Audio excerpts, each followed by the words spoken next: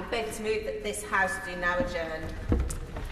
The question is that this House do now adjourn. Mr Calvin Bailey. Thank you, Madam Deputy Speaker. I'm grateful to have this opportunity to address the House today on an issue of pressing concern in my constituency of Leyton and Wanstead. Persistent and serious patterns of antisocial behaviour that are having a profound impact upon the communities.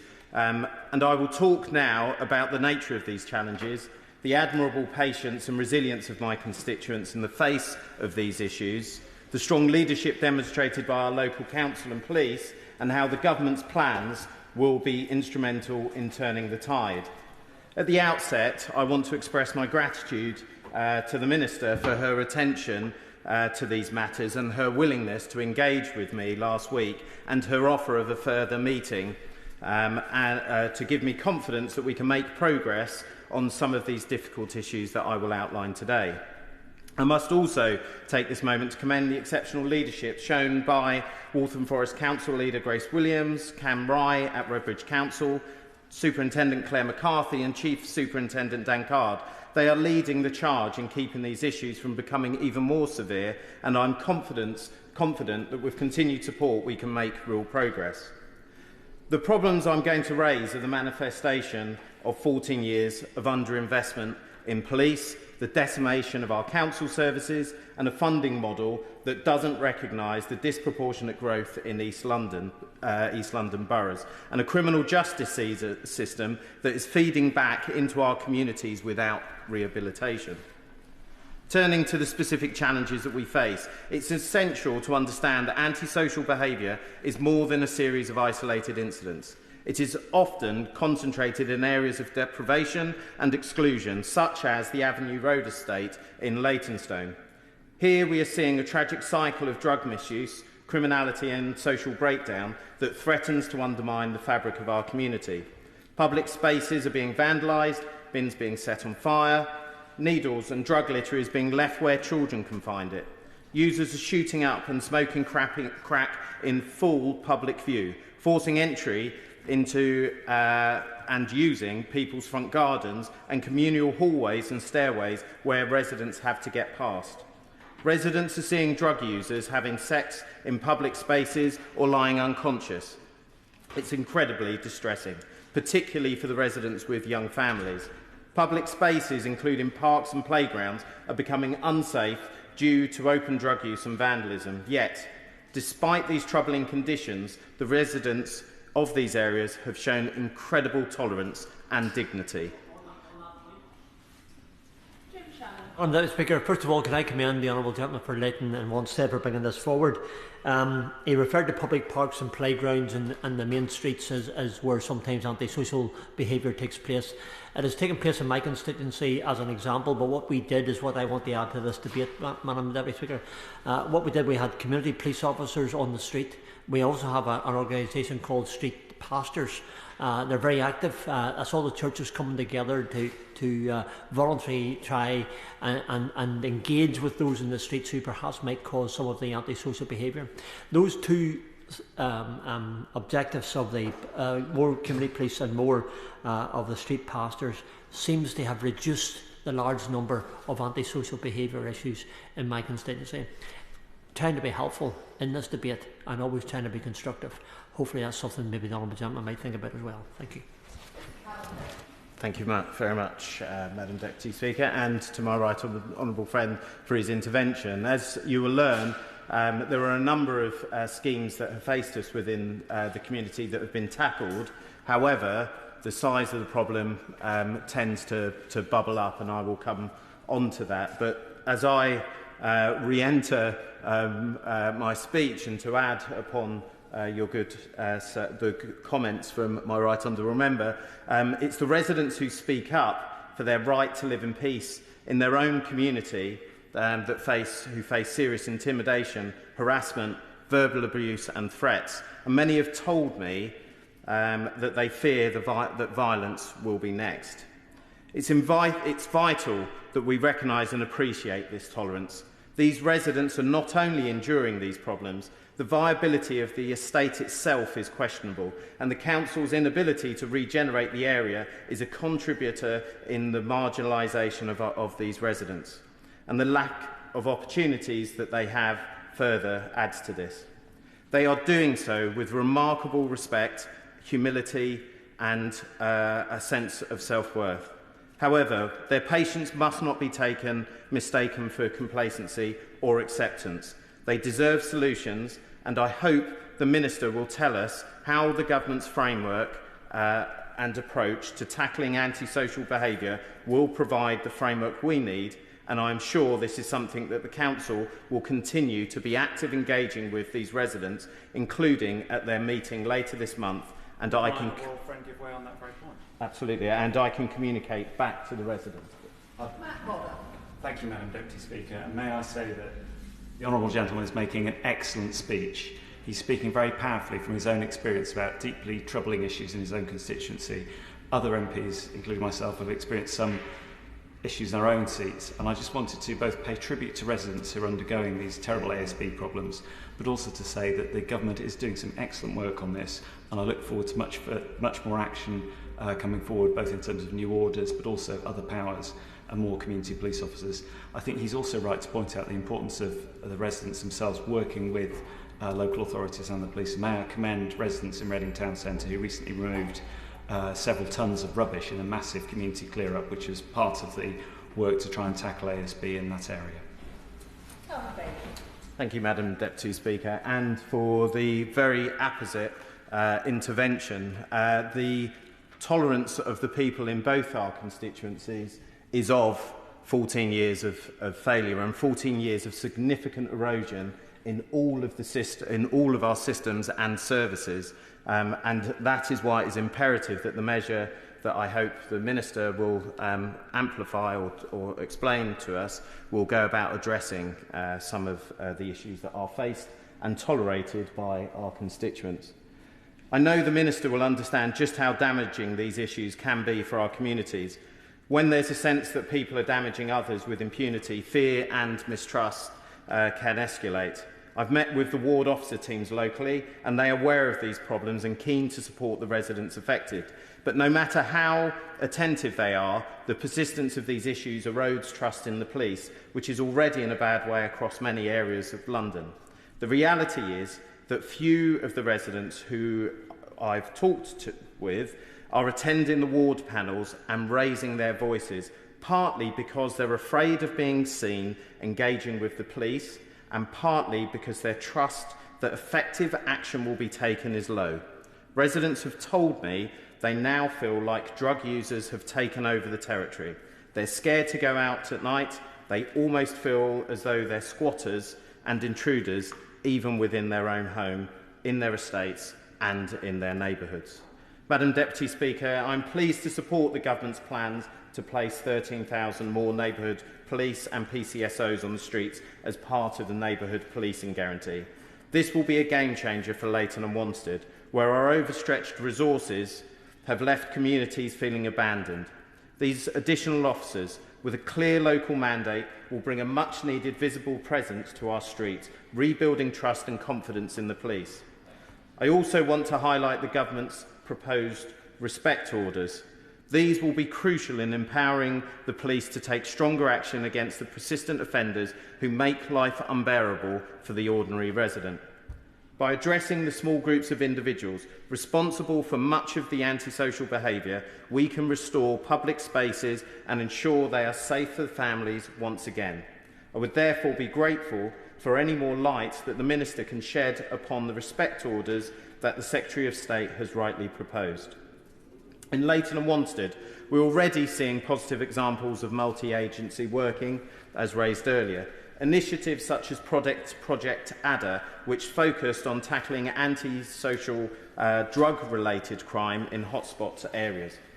Having demonstrated that when resources are properly targeted, they can make a difference, last year there was an operation focused on the Grove Green area of my constituency, and the data shows that this worked, with a steep and sustained 75% fall in the drug-related reports in the hotspot area. when compared, obviously, to the peak the year prior. But then, due to this apparent success, the operation was wound down, the resources were reprioritised, and I sadly believe that groups of drug users and criminals supplying them haven't really gone away, but they have dispersed somewhat to a larger area.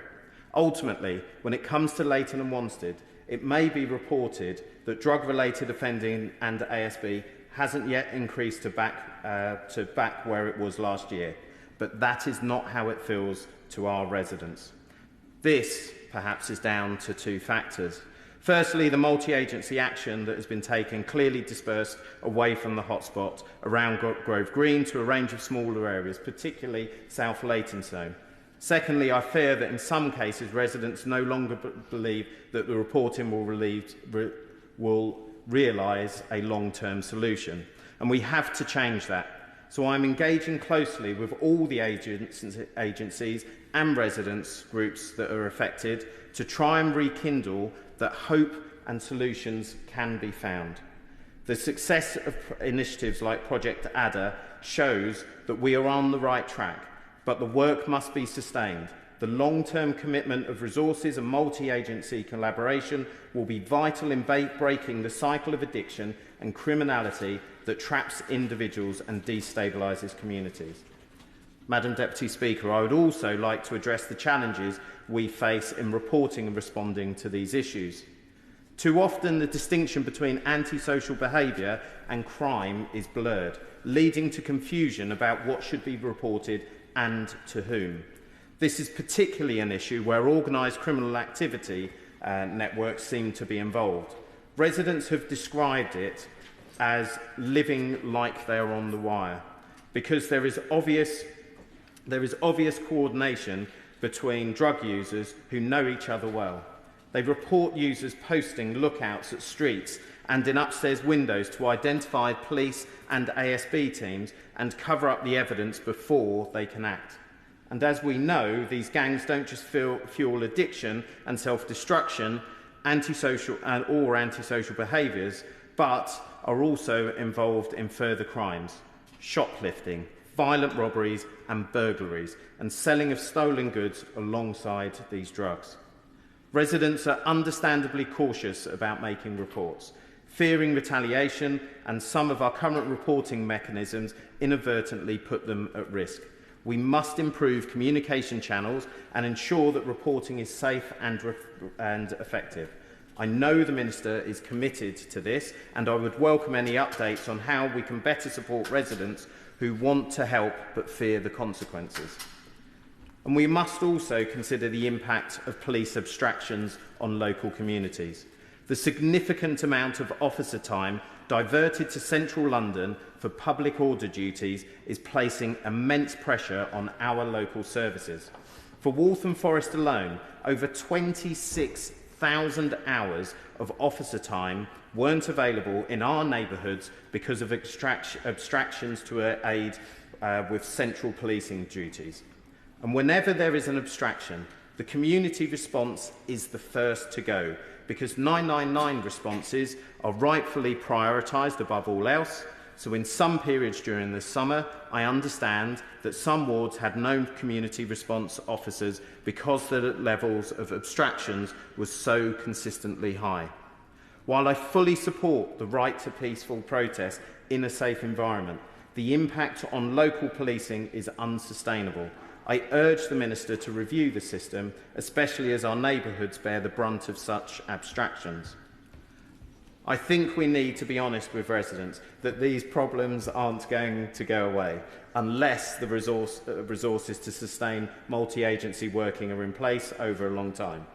We need the Council to have the ability not just to identify when a vacant flat has been broken into and used as a drug den, but to take possession, put security in place, make repairs, and then get that home to one of the decent families who deserve it, who desperately need it. We need the police to be able to escalate and focus on organised crime when they are there and effectively disrupt and break down the criminal forces that trap drug users in addiction, generate antisocial behaviour, and create such fear in our communities. We need to deliver on our commitments to tackle the housing crisis and drive forward economic growth that reduces poverty, creates more opportunities to get in life and brings hope back to our communities. We need to repair our public services and economy after 14 years of Conservative failure, chaos and destruction. And we need to be diverting the ordinary users who aren't yet caught up in gangs and ensuring they have multiple, consistent, genuine routes back to take control over their lives and seek positive change. In conclusion, Madam Deputy Speaker, the people of Leyton and Wanstead are resilient. They are committed to their communities and they deserve a future where they feel safe in their homes and public spaces. With the government's investment in neighbourhood policing, stronger penalties for antisocial behaviour and more targeted approaches to drug-related crime, I believe we can make significant progress. I will continue to work closely with local leaders, the police and the Minister to ensure that we deliver the solutions that my constituents desperately need. Dame Diana Johnson. Thank you, Madam Deputy Speaker. And first of all, I'd like to congratulate my honourable friend, the member for Leyton and Wanstead, for securing this important debate and his excellent speech this evening. And I think it's clear that he's already demonstrating that he will be a doughty champion for his constituents. And I very much look forward to working with him and continuing to discuss this important topic over the months ahead. Can I also just start by saying that I know his constituency a little bit and have spent a bit of time there, and I know what an attractive part of East London it is, with many shops and restaurants and bars and a very strong and vibrant community. So it is really concerning to hear what he said about the levels of antisocial behaviour, and it's absolutely right that this has to be put in context of 14 years of underinvestment in local councils and public services. I think antisocial behaviour affects all of our constituencies and has far-reaching consequences. And it was good to hear from the Honourable Member for Strangford about the experiences in his constituency, and also my Honourable friend, the Member for Reading Central, and about what was happening there. This is happening in everyone's constituency. So I think I want to start by saying unequivocally that any form of antisocial behaviour is unacceptable.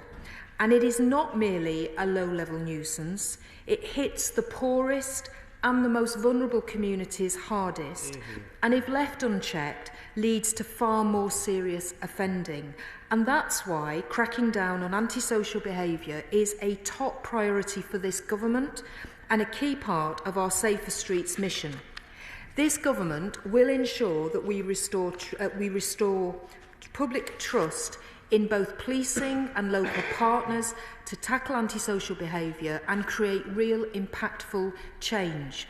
Now, in terms of recent trends in antisocial behaviour, in the year ending March 2024, the Crime Survey of England and Wales showed that around 35% of respondents personally witnessed or experienced antisocial behaviour in their local area, including, and as my honourable friend has already described in his area, groups hanging around on the streets, vehicle-related ASB, and people using or dealing drugs, and they're the most common types of antisocial behaviour reported.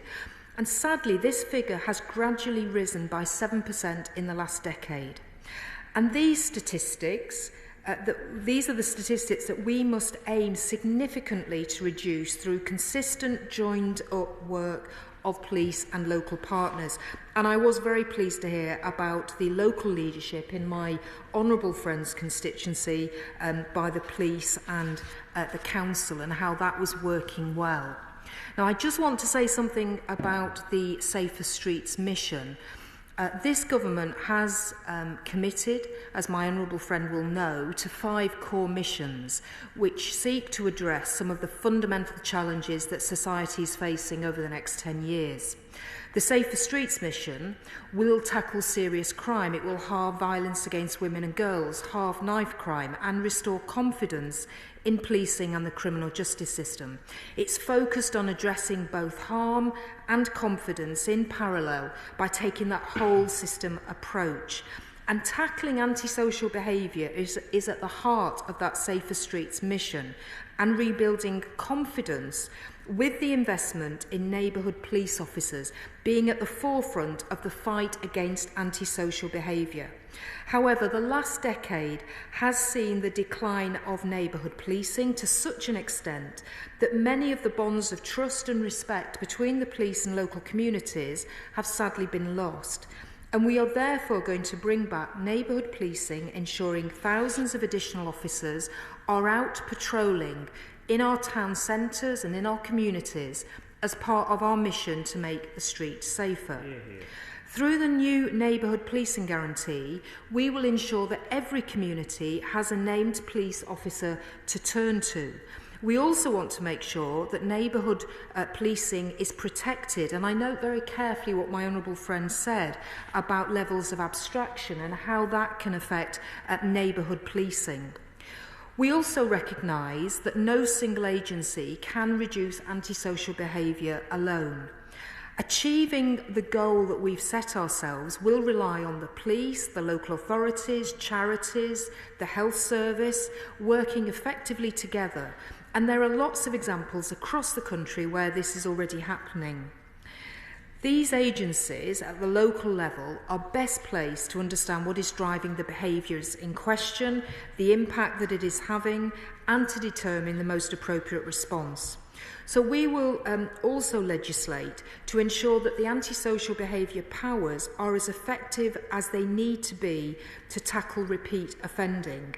And I do reflect on the fact that under the coalition government, we did see a downgrading in the antisocial behaviour powers that were available to police and councils. One of the things that my honourable friend talked about was the plans by the government to introduce respect orders to help ensure that persistent adult offenders of antisocial behaviour are banned from public areas where they are causing harm to communities. These changes are very long overdue, and I look forward to addressing the House on these respect orders further in the months to come. Now, I also just want to say about victims of antisocial behaviour, and I'd like to refer to the recently published Victims Commissioner's report by Baroness Newlove called Still Living a Nightmare, and that was into the experiences of victims of persistent antisocial behaviour. I think it's a really helpful and insightful report which highlights a number of recommendations for the government.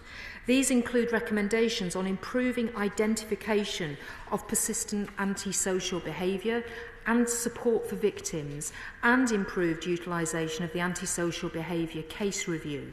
And as we know, the case review gives victims the right to request a review of their case and brings agencies together to take a joined-up approach to find a solution for the victim. And it's vital that we enhance that collaboration and communication between statutory agencies to make this a holistic approach to dealing with antisocial behaviour. So I am carefully considering what Baroness Newlove's recommendations are and what more we can do to support victims of antisocial behaviour. And I was particularly struck by what my honourable friend said about members of his communities not feeling safe to report and feeling that drug dealers had taken over the streets and they were in control. That worries me a great deal, that people do not feel that they have the are safe to report, because obviously that's really very important. And I do want to say something now about drugs, because I know my honourable friend talked a lot about the problems around drugs. And again, this is not something that policing can do on its own. I recognise that tackling illegal drugs has to be a key part of delivering the government's mission to make our streets safer. And we know from the crime survey for England and Wales that people using or dealing drugs are amongst the top 3 antisocial behaviour issues that people most commonly think is a problem in their area. And I was particularly concerned to hear about the Avenue Road estate and what was happening there. Now, I do want to say behind this issue of drugs, it's clear that half of crimes, such as shoplifting and burglary, are driven by drugs, and this is why the government is determined to crack down on antisocial behaviour and drug misuse. The police have a critical role to play in cracking down on drug misuse and antisocial behaviour, and where individuals are found in possession of drugs, they must of course face the appropriate sanctions. And we are working with the police and the National Police Chiefs Council to support voluntary referrals into treatment. And we firmly believe that diverting those who use illegal drugs into interventions such as drug treatment services is key to reducing drug misuse, drug-related crime and reoffending. We support the use of drug testing on arrest and out-of-court resolutions to ensure that individuals who commit drug and related offences are given the opportunity to change their behaviour by diverting them to meaningful and appropriate interventions. And I was really pleased to hear from my honourable friend about Project Adder, which we know has expanded to Waltham Forest in March this year, and that the police in Leyton are using powers to tackle drug misuse and related offending. Now, through Project Adder, police in Waltham Forest are using proactive operations to close county lines and disrupt organised criminal gangs, although I also listened carefully to what my honourable friend said about operations that seem to work in one area, but then when resources are moved on, people resume the activities that they were engaged in before. So I'm very well aware that we need to address that. I also note that Leyton is piloting community protection notices, CPNs, which will include, in appropriate cases, a new mandatory positive requirement for individuals to attend drug awareness programmes to tackle drug-related ASB. This means the police and local authorities can require that attendance to change behaviour, and if the individual does not attend, then that can then result in an arrest. Beyond enforcement, we know that treatment works to reduce reoffending. Yeah. Giving offenders greater access to treatment services helps break the underlying cause of their reoffending and increases public safety. Mm-hmm. We are committed to ensuring that anyone with a drug problem can access the help and support they need, and we recognise the need for evidence-based, high-quality treatment. Prevention of drug and alcohol-related harm is vital to saving lives and making our streets safer. The Department of Health and Social Care, and I am really delighted that we have the Public Health Minister on the Treasury bench this evening, because I know he is particularly interested in this whole area around drug and alcohol treatment. So his department is continuing to invest in improvements to local treatment services, particularly for children and young people and adults with drug or alcohol problems, to ensure that those in need can access that high quality help and support. In addition to the public health grant, DHSC has allocated local authorities a further £267 million in 24-25 to improve the quality and capacity of drug and alcohol treatment and recovery, alongside £105 million made available by various government departments to improve treatment pathways and recovery, and things like housing and employment outcomes that need to be part of the solution if you're going to deal with people with drug and alcohol addictions. Can I just conclude my remarks by repeating how grateful I am to my honourable friend for bringing this debate to the House. Antisocial behaviour is a key issue for this government, and we have a very ambitious programme to make our streets safer, restore that neighbourhood policing, the bedrock of policing in this country, and reduce the misery that antisocial behaviour causes to victims and communities. Yeah. The question is that this House do now adjourn. As many as are of that opinion say aye. Aye. The ayes have it. Order, order.